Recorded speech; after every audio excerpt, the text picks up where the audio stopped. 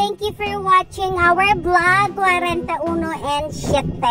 For today's video po, ipakikita po namin sa inyo ang aming preparation para sa darating na school year. Para po sa mga friend ni Ashley at sa mga bagong kaklase niya po.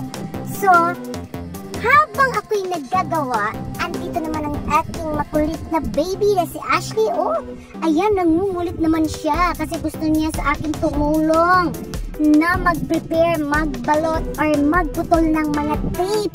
Ayaw magpaawat ni Ashley.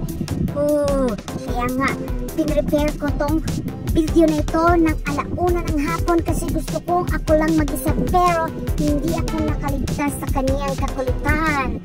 So, andyan siya sa akin, no? Nakikita niyo yan, guys? Ang kulit-kulit. So, nag-tiktok pa din siya. So, marami siyang ganap. Natapos ko ang aking pagbabalot nang siya ay nangungulit sa akin.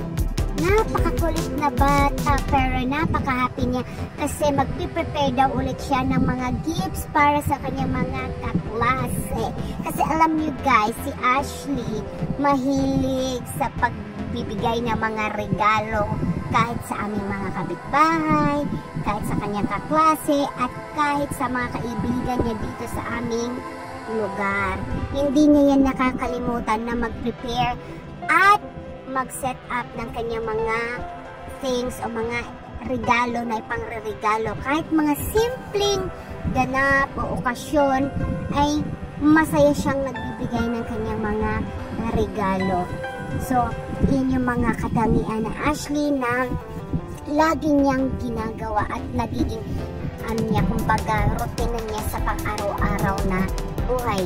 Kaya si Mommy ay busy sa pag-prepare kasi ang gusto ko, happy din si Ashley. Ganyan kakulit ang aking anak, look. Habang ako'y busy, siya rin busy sa pangungulit. Gusto niya kasi talaga, nakasama pa rin siya sa video. Tingnan niyo. Wala siyang permanenteng upuan, lahat inupuan, lahat na lang ginawa niya na para siya ay mapansin. Hoping, guys, magustuhan niyo yung kanyang regalo ngayong darating na pasukan. Kasi ito ay munting regalo na galing sa kanya na gustong-gusto niyang gawin namin. Gustong-gusto niya na gawin niya. Yung masaya siya na nakakapagbigay siya. Yan si Ashley, baby. Ashley, my only baby. Kaya tingnan niyo, guys, oh. Para yan sa kanya. Para maging happy lang siya. Ginawa ko yan para sa kanya. Para maging masaya siya. Kasi lagi niya sinasabi sa akin, Mommy, gusto ko magbigay tayo ng gift. Kaya yan, nag-prepare kami kahit malayo pa ang pasukan. Sabi nga, is August pa ata pasukan niya. Pero nag-prepare na kami para sa kanyang regalo.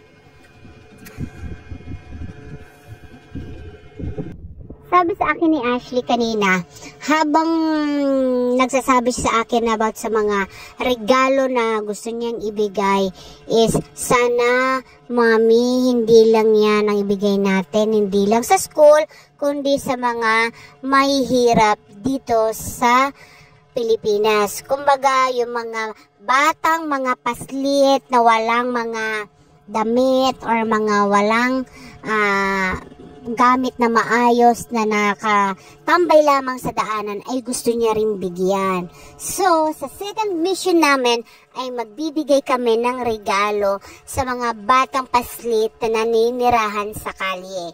Yan naman yung wish niya sa akin na gawin namin after nito. So, sana, guys, panoorin niyo ang kanyang TikTok, mga vlogs at mga sayaw ni Ashley. Sana inyong tangkilikin at panoorin at subaybayan para siya ay maging maligaya. Kasi ito yung gustong-gusto ni Ashley. Alam nyo, guys, konti lang yun na prepare namin, pero hoping next time or next week madadagdagan pa natin yan kasi sa August pa naman ang pasukan. So, Guys, thank you so much sa panonood sa aming video. Huwag pong kalimutan mag-like, mag-share, mag-message dito sa aming page. Maraming salamat po sa inyong lahat. Bye-bye!